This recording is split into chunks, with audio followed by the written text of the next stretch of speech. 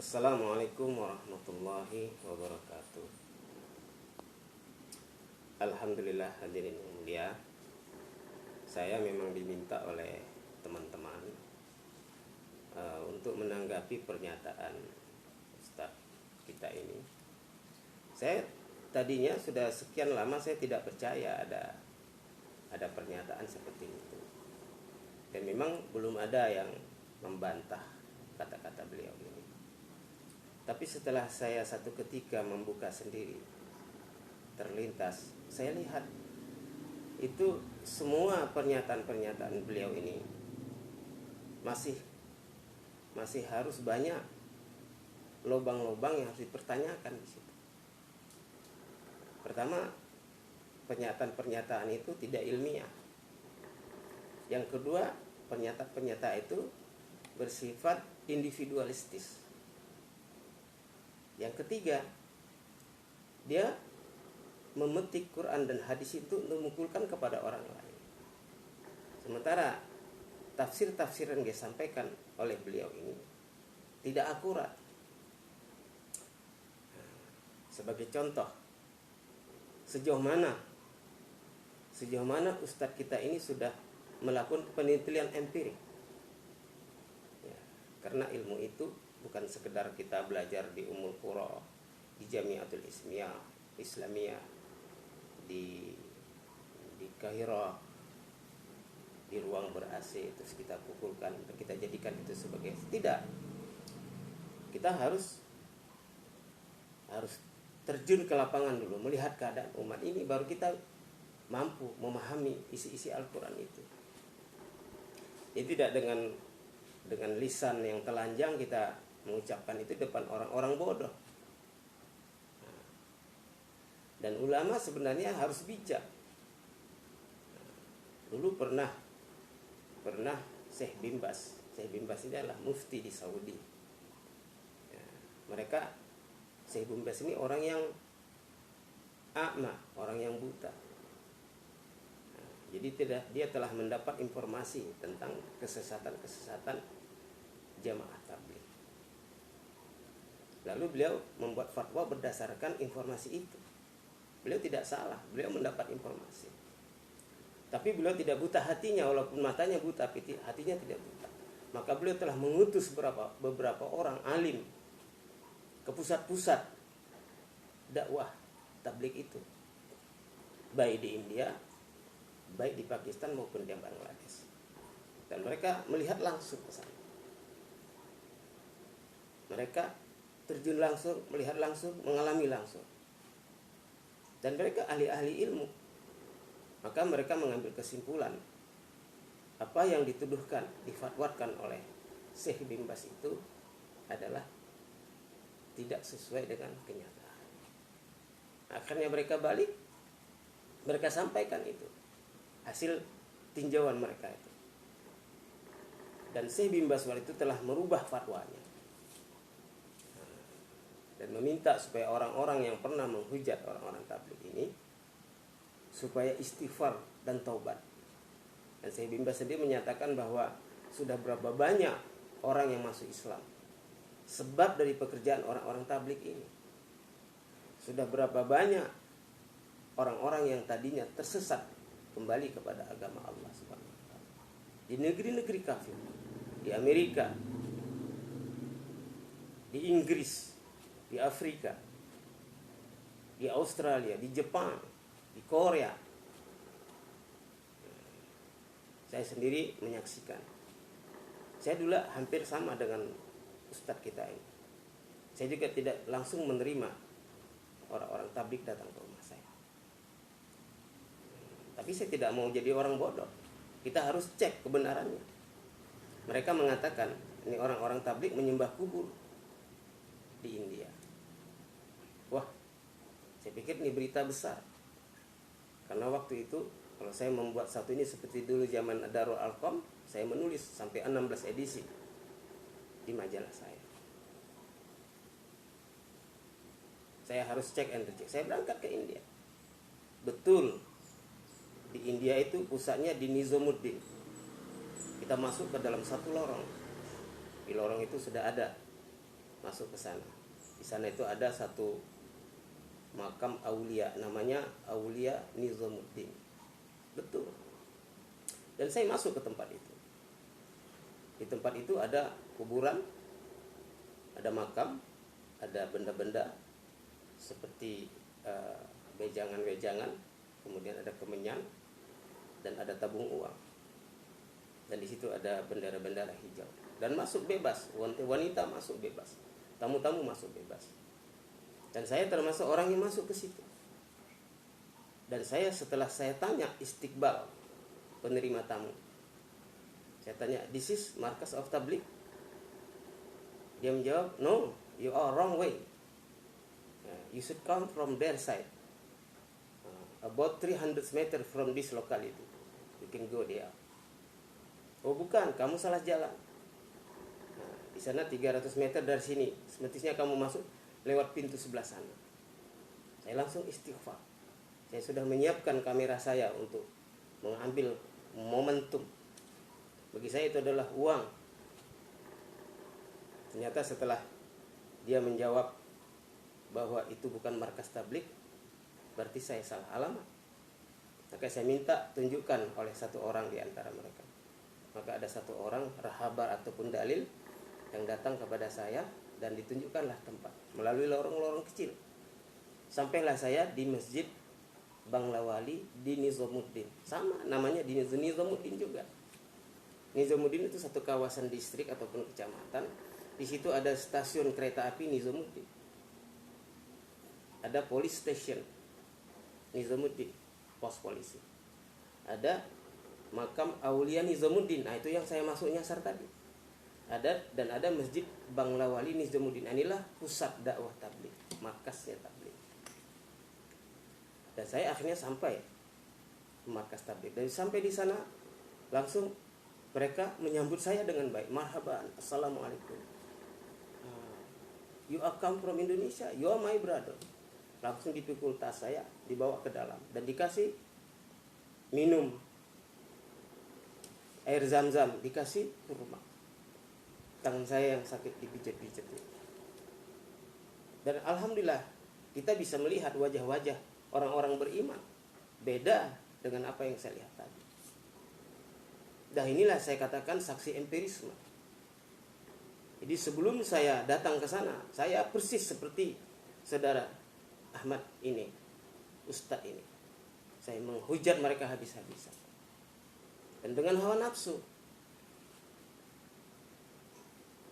Dan tidak pernah ada, setelah saya lihat di sana, tidak pernah ada satu yang mengatakan bahwa jamaah tabligh ini mengambil usul-usulnya dari mimpi. Dari mana itu diperoleh oleh Ustaz? Mimpi kapan, tahun berapa, jam berapa, di mana mimpinya? Dan ada lagi satu keputusan, satu pernyataan bahwa orang-orang tabligh ini menyembah kubur. Saya boleh tanya, kuburnya di mana? Kubur siapa? Tolong buktikan. Satu kubur saja yang pernah disembah oleh mereka. Kemudian tadi disebutkan mengenai tafsir kuntum khaira ummatin ukhrijat linnas. Ini adalah tafsir Maulana Ilyas. Oh tidak, saya sudah membaca kitab Hayatus Sahabat. Saya sudah membaca kitab Mishkat.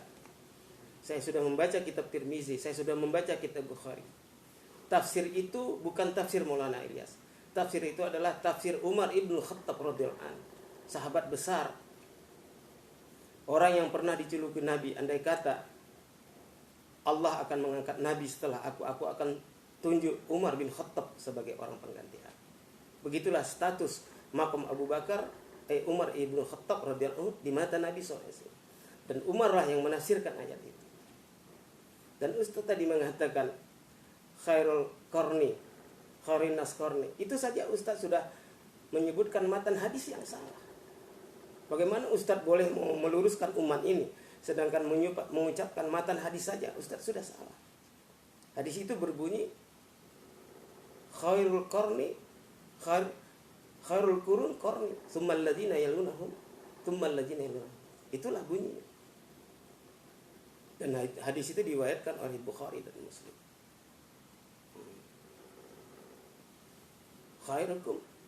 Khairul qurun qarni, sebaik-baik kurun waktu yang pernah ada adalah kurunku, kata Nabi.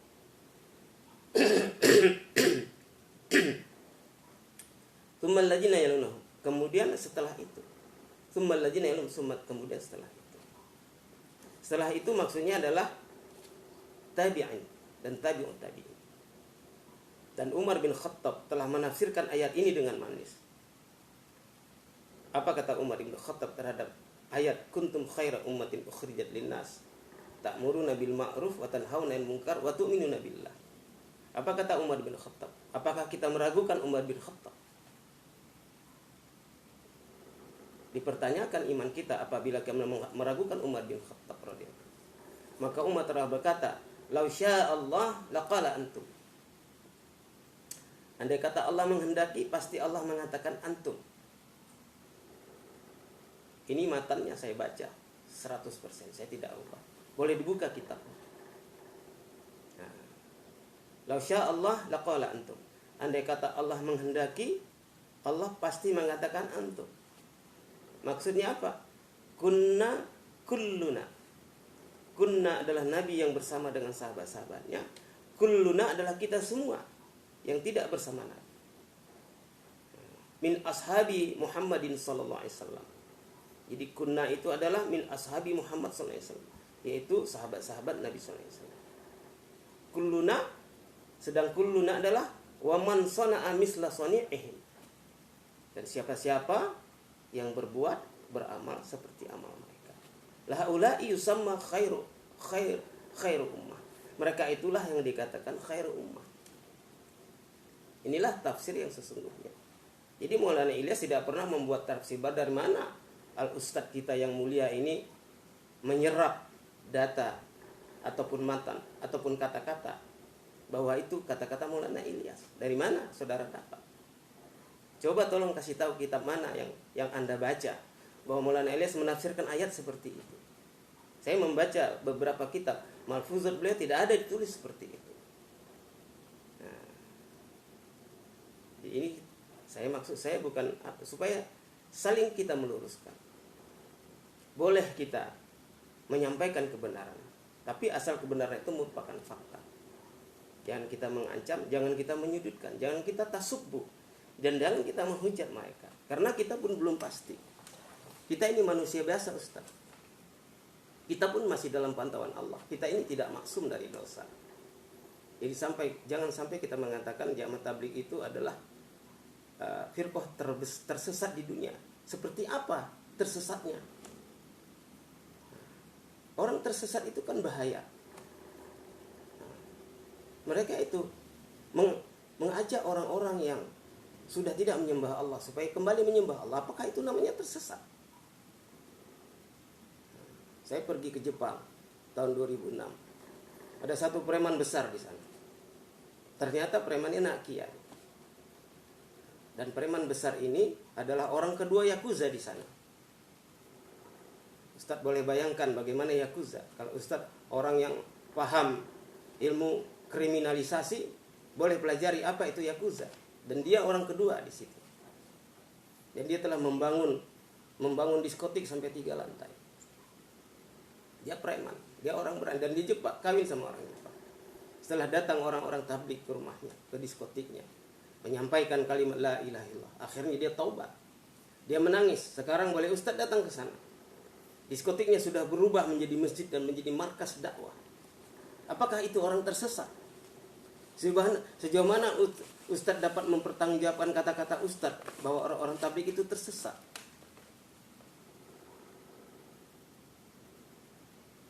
Marilah kita melihat kebaikan orang. Jadi tidak ada berdasarkan mimpi. Saya baru pulang dari Mekah Madinah. Saya umrah di sana. Saya jumpai orang-orang Ummul Qura, saya jumpai orang-orang Jamiatul Islam. Dan saya duduk di tiang pertama, di tiang kedua, di tempat syekh-syekh kita itu mengajarkan iman di sana. Tidak ada mereka yang menghujat tabligh. Orang-orang dakwah telah duduk bersama mereka di situ.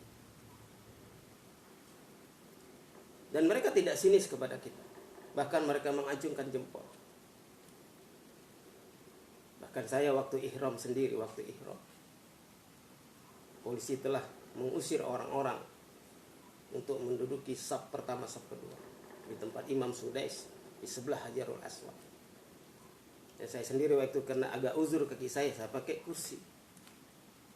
Dan polisi tidak mengusir saya, bahkan meletakkan duduk kursi saya itu ke dekat imam. Jadi orang kedua di belakang imam itu adalah saya bersama Sudais. Artinya apa? Artinya polisi pun tahu mana yang benar, mana yang tidak benar. Polisi pun tahu. Dan dia tahu saya orang berjanggut, orang tabligh. Tapi kami tidak pernah menghujat mereka. Kami datang kepada polisi dengan ucapan Assalamualaikum. Kami datang kepada orang Palestina ucapan Assalamualaikum. Kami datang kepada orang Suriah yang melawan orang-orang yang bertentangan satu sama lain, kami datang. Kami datang dengan berbahasa Arab, dengan berbahasa Inggris. Mereka senang. Dan mereka bersatu di dalam jamaah. Tidak pernah kami mengucapkan satu kata yang merusak hakikat ukhuwah Islamiyah. Di mana letak kesesatannya? Saya mohon Ustaz segera mencabut kata-kata Ustaz sebelum kita dipanggil Allah Subhanahu wa ta'ala. Lisan kita ini semua dimintai pertanggungjawaban oleh Allah Subhanahu wa ta'ala. Pikiran kita, tulisan kita ini semua akan dimintai pertanggungjawaban oleh Allah Subhanahu wa ta'ala. Kullukum ra'in wa kullukum mas'ulun ar-ra'iyati. Setiap kamu adalah pemimpin dan akan dimintai pertanggungjawaban oleh Allah atas kepemimpinan kita. Adakah begitu diajarkan Rasulullah kepada kita? Rasulullah SAW tahu waktu dia diutus bahwa Mekah itu dan Madinah itu jahiliyah. Dan semua mereka menyembah Lata wal Uzza. 360 patung telah berserakan di kota Mekah. Itu kan Rasulullah tidak tahu. Tapi Rasulullah tidak pernah menghunus pedang untuk memenggal lehernya patung-patung itu. Tapi Rasulullah telah datang mengetuk pintu-pintu rumah orang-orang. Kepada Abu Jahal Rasulullah telah datang 99 kali. Kepada Umar bin Khattab radhiyallahu anhu Rasulullah telah datang 69 kali. Ya ayuhan nas qulu la ilaha illallah tuflihu. Itulah yang disampaikan Rasulullah. Tidak pernah Rasulullah menyalahkan orang Yahudi. Tidak pernah orang menyesat. Memang mereka sudah sesat. Tapi Nabi tidak menyesatkan mereka, tapi Nabi mengembalikan marwah mereka kepada umat supaya mereka kenal siapa Tuhan mereka. Itu yang dikerjakan oleh Rasulullah. Secara sir Rasulullah dihujat. Rasulullah dihujat. Dan waktu hijrah Rasulullah itu terusir. Apa sih yang paling sakit di dalam hidup ini? Yang paling sakit dalam hidup ini adalah orang tempatan diusir pendatang. Itulah Rasulullah. Kakeknya Rasulullah itu adalah Abdul Muttalib. Dan dialah pemegang kunci Masjidil Haram. Tapi diusir. Dan Rasulullah hajara min Makkatil Mukarram ila Madinatil Munawwarah ma'a ashabihi radhiyallahu anhum ajma'in. Ini satu fakta. Di mana letak orang-orang tabligh yang Anda katakan itu sesat? Mereka mengikuti jejak sahabat-sahabat ini. Coba baca di dalam Al-Qur'an, as-sabiqunal awwaluna minal muhajirin wal ansar walladzina tabauhum bi ihsan radhiyallahu anhum wa radu'an. Apa tidak sama persis dengan bangunan ayat yang kita baca tadi yang ditafsirkan oleh Umar bin Khattab? As-sabiqunal awwalun itu siapa? Itulah orang-orang yang pertama masuk Islam kan? Minal muhajirin wal ansar. Muhajirin siapa? Rasulullah dan para sahabat yang datang ke Yasrib. Dan Yasrib itu ada siapa? Di mana Rasulullah SAW datang pertama? Semua orang telah menyambut Rasulullah SAW di Yasrib. Ta'al badru alaina min saniyal wada wajib syukru sufina mada alillahi da. Dan Rasulullah membirakan bagolnya, untanya. Karena mereka sudah menyambut Rasulullah SAW. Tapi tiba-tiba unta Rasulullahnya berdiri di depan rumah Abu Ayyub Al-Ansari radhiyallahu anhu. Dan dia naik lagi, berjalan lagi dan balik lagi. Dan dia duduk lagi di depan rumah Abu Ayyub Al-Ansari. Begitu unta itu duduk dan Rasulullah pun turun dari unta. Dan waktu itulah Abu Ayyub Al-Ansari radhiyallahu anhu hatinya merasa berbunga-bunga. Seakan-akan matahari, bulan, bintang-bintang telah jatuh ke pelukannya. Itulah Rasulullah SAW. Dan Rasulullah membina Mekah, Madinah itu dengan takwa. Dibangunlah masjid pertama itu Masjid Quba di Yasrib. La masjidun ussisa 'ala taqwa min awal yaumin ahaq wa an taquma fihi rijalu yuhibbuna ayyatatahharu wallahu yuhibbul mutahhirin. Sungguh masjid dibangun di atas dasar takwa. Atapnya langit, Dinding-dindingnya pelepah tamal. Lantainya adalah padang pasir. Maka Rasulullah kalau dia habis sholat, Assalamualaikum warahmatullah, dia langsung menghapus keningnya dengan tangan. Dan kita hari ini ikut-ikutan menghapus kening kita, bahkan kita tidak ada pasirnya lagi. Karena wajah kita ini sudah bagus. Kalau kita sholat sudah pakai karpet buatan Turki, maka tidak ada lagi. Tapi kita tetap ikut sunnah Nabi menghapus keningnya setelah habis sholat.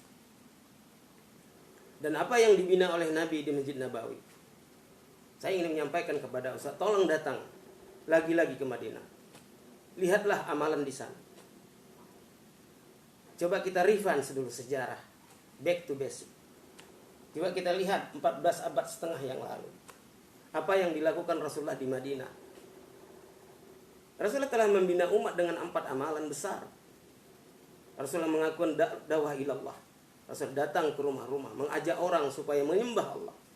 Dan setelah orang itu dikumpulkan di masjid, Rasulullah melakukan taklim wa ta'allum, ayat-ayat Quran yang turun diajarkan kepada mereka sehingga mereka mendapat ilmu.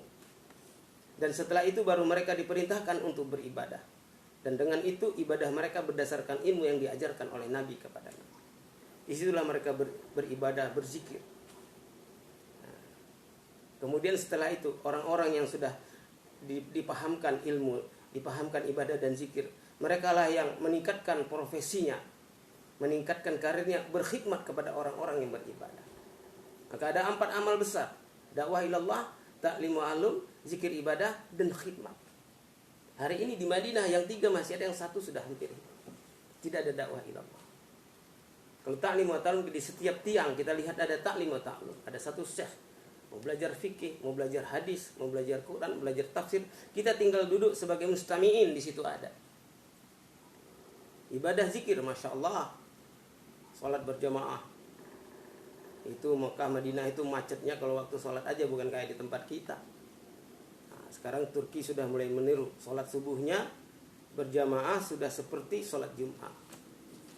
Adakah di tempat Ustadz sholat subuh seperti sholat Jumat?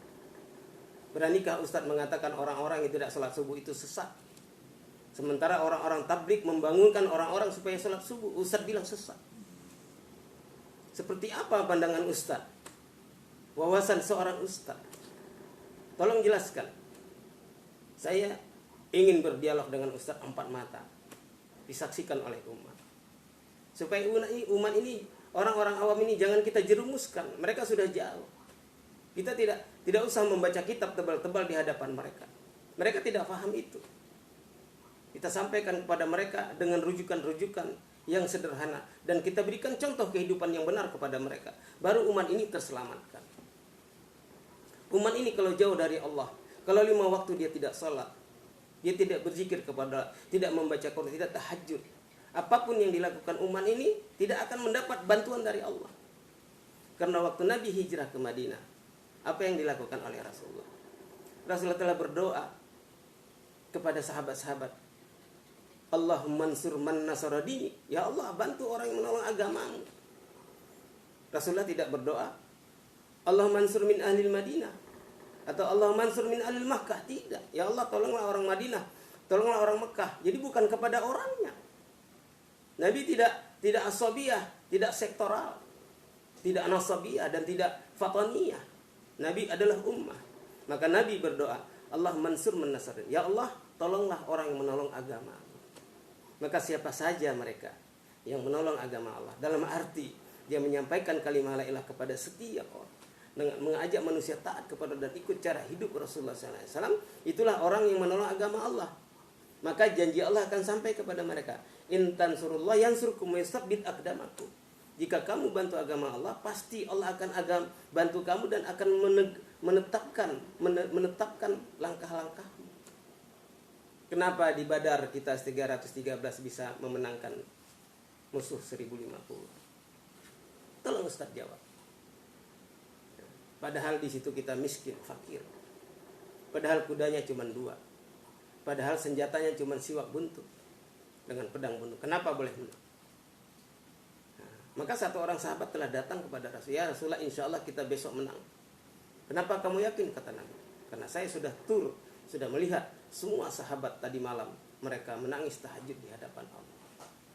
Air mata mereka itulah yang Allah pandang, bukan senjata mereka. Sebaliknya di Uhud kenapa kita kalah?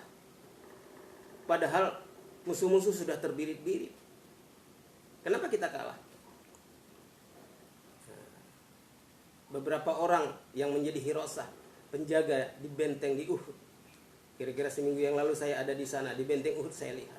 Memang betul. Musuh sudah lari. Ghanimah sudah bertebaran. Dan ghanimah itu adalah pancingan kepada orang-orang Islam. Ternyata sebagian besar orang Islam sudah terpancing dengan ghanimahnya orang kafir. Maka saat itulah hirosah tertipu. Wah, mereka sudah bagi ghanimah. Ayo kita ambil, nanti kita tidak kebagian. Satu orang temannya sudah mencegah, jangan. Nabi berkata, jangan pergi dari tempat ini. Tapi akhirnya setan telah menggoda. Akhirnya mereka turun dari hirosah dan mereka berebut ghanimah. Dan dari situlah musuh sudah melihat bahwa mereka sudah tidak ada di puncak gunung lagi. Maka musuh naik ke atas gunung dan mereka memanahkan panah-panah mereka. Dan bermatianlah orang-orang kita 70 orang. Termasuk Sayyidina Hamzah radhiyallahu anhu, paman Nabi SAW, tewas di situ, wafat di situ, syahid di situ. Ini membuktikan bahwa sejarah Islam ini bukan karena kehebatan kita, bukan karena ilmu kita, tapi karena ketaatan. Di Hunain, coba kita kembali Hunain, perang yang besar. Wa yauma Hunain, di hari Hunain. Idz a'jabatkum kasratukum falam tughni ankum syai'an. Wa daqat 'alaikumul ardu. Tsumma rabihatum wa walabtum mudbirin. Coba baca di surah At-Taubah ayat 25. Ingat ketika di perang Hunain, ketika kamu merasa takjub terhadap jumlah kamu yang banyak. Tidak ada gunanya di sisi Allah. Dan bumi menjadi sempit dan kamu dipukul oleh musuhmu terbirit-birit ke belakang. Di Hunain kita di atas angin 14.000 orang. Orang kafir hanya 4.000. 10.000 di atas angin. Wajar kalau mereka merasa takjub. Di Badar aja kita cuma 313 bisa memenangkan yang 1.050. Apalagi di Hunain kita sudah 14.000. Tapi apakah betul dengan mayoritas kita menang? Tidak. Terbukti di Hunain kita kacir. Kenapa? Karena takjub terhadap, bangga terhadap jumlah mayoritas. Allah tidak suka. Apapun yang ada dalam diri kita ini, kalau kita bangga-banggakan di hadapan Allah, tidak suka. Allah suka umat ini, manusia ini, hamba-hamba ini, tawajuh kepada Allah. Berdoa kepada, mengakui kemiskinan kita, mengakui kefakiran kita, mengakui kebodohan kita, mengakui kejahilan kita di hadapan Allah, dan meminta dan mengharap hanya pada Allah. Baru turun bantuan Allah. 3 doa Nabi, 2 dikabulkan, 1 belum. Yang pertama doa Nabi, ya Allah, janganlah umat ini mati kelaparan. Tidak ada umat Nabi mati kelaparan. Yang takut lapar banyak. Yang kedua, ya Allah, janganlah umat ini dikalahkan dalam peperangan. Tidak pernah umat ini kalah perang kecuali tidak ikut sunnah Nabi. Ini kita boleh jawab, lihat sekarang keadaan. Di mana peperangan orang Islam yang menang? Adakah mereka mengikut sunnah Nabi? Mereka berjuang atas nama Islam, tetapi di balik itu ada 3 harta tahta wanita yang terselip di hati mereka. Maka pemenangnya tetap orang kafir. Yang ketiga doa Nabi meminta, ya Allah, janganlah umat ini terpecah belah. Dan doa ini belum diijabah oleh Allah. Karena untuk menyatukan umat ini tidak bisa hanya dengan doa, harus dengan kerja. Kerja itu kerja apa? Kerja dakwah. Orang-orang tabligh ini bekerja semua berdasarkan sunnah hadis Nabi. Orang-orang mempertanyakan 3 hari, 40 hari. Ya kalau mereka baca matan hadis, mereka tidak akan dapat sampai hari kiamat. Coba baca hakikat hadis. Baca di surat, di kitab Miskat, di kitab Bidayatul Hidayah. Imam Tirmizi telah meriwayatkan 1 hadis. Imam Ghazali telah meriwayatkan hadis yang sama. Apa bunyi matan hadis itu? Nabi telah bersabda, innakum fi zamani idza minkum taraktum usrun ma'inurihi halaktu. Sesungguhnya kamu berada di zaman aku. Apabila di antara kamu meninggalkan 1/10 saya yang diperintahkan, kamu akan celaka. Sahabat-sahabat dulu mereka bersama Nabi. Jadi mereka tidak boleh kurang walaupun 1/10. Bahkan melihat wajah Nabi saja mereka sudah beriman. Bahkan mereka itu di depan mereka turun ayat-ayat suci Al-Quran. Bahkan diri mereka menjadi asbabun nuzul, sebab-sebab turunnya ayat Al-Quran. Dan hadis itu belum selesai. Hadis itu bersambung. Ya'ti zamanun iza minkum umila usrun ma'amiru bihi najau. Apabila kamu mengamalkan 1/10 dari yang perintahkan, kamu akan selamat. Di dalam kitab Bidayatul Hidayah, Imam Ghazali telah menulis catatan kaki dalam hadis ini. Beliau mengatakan bahwa hadis 1/10 ini bukan untuk ibadah dan zikir, tapi untuk waktu dakwah dan jihad. Makanya ulama-ulama dakwah tabligh telah membuat kesimpulan 1/10 ini adalah nisab waktu. Maka ada 1/10 daripada satu hari ada 2,5 jam. Atau dalam kata lain 2,4. Dalam 3 hari, dari sebulan 30 hari ada 3 hari. 1/10 dari 30 hari. Dalam 1 tahun 360 hari, 36,5 dikelopkan pulang pergi menjadi 40 hari. Semua ada dalil. Mohon maaf kalau Ustadz belum membaca hadis ini, itu tidak menjadi ukuran. Itu tidak bisa dijadikan alasan Ustadz menghujat orang-orang tabligh. Dan saya menyaksikan sendiri ratusan orang masuk Islam secara sekampung di Irian. Asbab mereka ini datang ke sana. Di India hampir setiap hari orang masuk Islam. Di England berhari-hari orang masuk Islam. Dan lihat kumulasi tren kenaikan Islam di England sekarang. Boleh Ustadz lihat. Nah, secara ilmiah dapat dipertanggungjawabkan. Sebab comparative religion, orang-orang yang dari berbagai agama telah melakukan penelitian ilmiah. Siapa agama yang paling tinggi tren kemajuannya? Ternyata Islam. Dan sudah ada sampai 30-35% setiap tahun orang bule menjadi mu'alaf. Coba tanya, dari mana mereka boleh masuk Islam? Ternyata ada orang-orang yang membawa kompor dari kampung-kampung mereka di India, di Bangladesh. Siapa lagi kalau bukan jamaah tabligh? Mereka tidak secara terang-terangan mendakwahkan keislaman kepada orang kafir, tapi mereka menunjukkan akhlak mereka yang spontanitas, sehingga orang terkesan. Dan Rasulullah pun diutus untuk menyempurnakan akhlak, bukan? Saya belajar banyak dengan orang Salafi. Saya dididik orang Muhammadiyah. Saya dididik orang Persis. Tapi kalau mau belajar ilmu, memang betul sama orang-orang Salafi Wahabi. Tapi belajar akhlak kepada orang tabligh. Dan kita harus bersinergi di sini. Jangan saling menghujat satu sama lain. Tidak ada gunanya. Bukan berarti Ustadz menghujat orang tabligh, Ustadz menjadi lebih mulia daripada orang tabligh. Jangan-jangan menjadi kebalikannya, Ustadz menjadi hina. Sebab di mata Allah tidak ada gunanya kalau kita tidak memperbaiki umat ini dengan hanya menghujat mereka. La tasabbu, jangan kamu hujat mereka. Mereka betul dari orang kaki 5. Mereka betul dari lumpur. Tapi mereka telah berubah, tidak di lumpur lagi kan. Dan orang-orang tabligh telah mengangkat mereka dari lumpur itu. Dan mereka itu sudah tuli, sudah peka, sudah buta, sudah bisu. Kalau kita suarakan dari atas mimbar, mereka tidak dengar. Kalau kita buat pamflet, mereka tidak bisa baca. Kita harus turun ke lapangan, ke lumpur-lumpur itu. Kita harus angkat mereka dari lumpur, supaya mereka jangan berlumpur lagi, supaya mereka merubah hidup mereka. Dan sudah ternyata berapa banyak sampah yang kita pulung sudah menjadi orang baik-baik. Mereka sudah sholat berjamaah, mereka sudah mengamalkan sunnah Nabi, mereka sudah berani mengorbankan harta diri mereka untuk agama Allah. Hati-hati Ustaz. Mohon Ustaz tarjih kembali kata-kata Ustaz itu. Kembalilah kepada Allah Ustaz. Tidak ada salahnya kita merendah di hadapan Allah. Walaupun kita seorang Ustaz, taubatlah kita. Tidak ada salahnya. Ini saatnya Ustaz. Coba kita hitung umur kita berapa sekarang. Sudah berapa lisan kita ini menyampaikan fitnah kepada umat manusia. Sementara tidak bisa kita buktikan. Sementara Allah Maha Penerima Taubat, Maha Penyayang. Dan kita lihat orang-orang seperti penyanyi rock. Itu siapa namanya?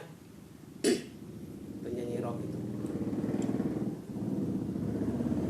Itu dia meninggal dunia dengan jelas mengucapkan kalimat la ilaha illallah. Dan Nabi bersabda, "Man kana akhiru kalamihi la ilaha illallah dakhalal jannah."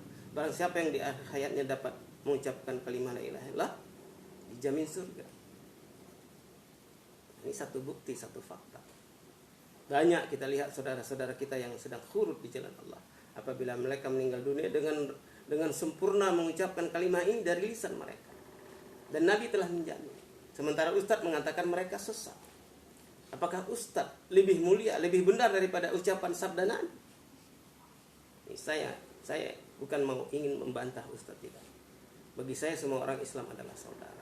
Dan saya pun belum tahu akhir hayat saya.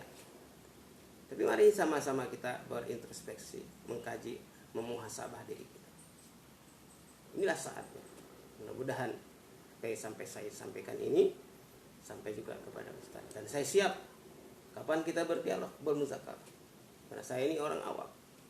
Saya sudah datang kepada Dr. Suhud Umul Qura, Dr. Ahmad Adnal, itu ahli-ahli Wahabi, orang-orang Salafi yang ikut khurut kepada kita. Dan mereka mengatakan ini amal yang betul, yang sudah tersembunyi. Di Rewin saya sudah berapa kali pergi di pusat dakwah di sana. Di sana ada, kalau ada bayan, itu selalu diterjemahkan ke berbagai bahasa. Bayan itu ulama yang memberikan penjelasan-penjelasan uraian. Diterjemahkan ke bahasa Arab, maka orang Arab sudah kumpul di situ. Diterjemahkan ke bahasa Melayu, orang Indonesia, Malaysia ada. Sudah ke bahasa Inggris, ada orang Afrika, Amerika, England ada.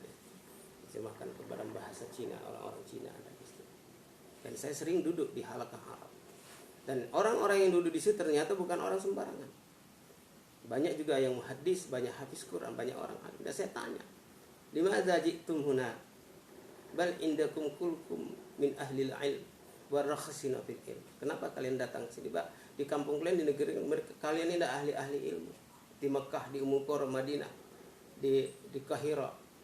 Kenapa kalian datang ke sini? Apa kata mereka? Betul. Di tempat kami adalah kami belajar teori-teori ilmu. Tapi di sini kami belajar mempraktekkan ilmu kan. Di sini ada kehidupan seperti di zaman sahabat radhiyallahu anhum. Ini klaim mereka, pernyataan mereka setelah empiris, setelah melihat fakta. Jadi mereka tidak berkoar seperti Ustadz, tidak mengatakan ini halal, tidak mengatakan ini haram sebelum melihat sendiri. Jangan kita beli kucing dalam karung dalam agama ini, Ustadz. Ini agama yang hak. Bolehlah Ustadz datang sekali-sekali, datang ke India, lihat. Ustadz yang katakan itu tadi, lihat ke sana sendiri. Dan tidak usah bersandar kepada saya, tidak usah bersandar. Ustadz 2 rakaat sholat di malam hari bertanya kepada Allah, ya Allah, benarkah ini amal? Kalau benar ya Allah, ikutkan saya kepada amal ini. Kalau salah ya Allah, jauhkan saya. Allah akan memberikan hidayah kepada Ustadz. Sebab hidayah di tangan Allah, bukan di tangan saya, bukan di tangan mas saya. Kita semua ini perlu hidayah, Ustadz. Makanya kita setiap sholat mengucapkan kata ihdinas siratal mustaqim. Kita perlu hidayah. Jangan sampai ilmu kita setinggi langit tapi hidayah kita tidak ada, Ustadz. Itu yang saya khawatirkan. Setelah saya mendengar video Ustadz itu, alangkah beraninya Ustadz. Dengan gaya Ustadz yang saya tanda petik sangat sombong, saya anggap sebagai seorang yang ahli ilmu, mengucapkan kata-kata itu di depan khalayak, sehingga Ustadz berani mengekspos sedemikian rupa. Berapa banyak orang yang akan mendengar kata-kata Ustadz itu. Dan apabila mereka menjadi tersesat, tidak kembali kepada Allah, siapakah yang bertanggung jawab kecuali Ustadz? Saya mohon ampun kepada Allah kalau andai kata-kata saya ini sangat menusuk kepada kita semua. Saya pun istighfar, ya Allah, mohonkan. Mudah-mudahan ya, dengan ini Ustadz bisa sama-sama kita berjumpa lagi di lain waktu dan sempat dalam gelombang yang sama. Jazakumullah khairan katsiran. Assalamualaikum warahmatullahi wabarakatuh.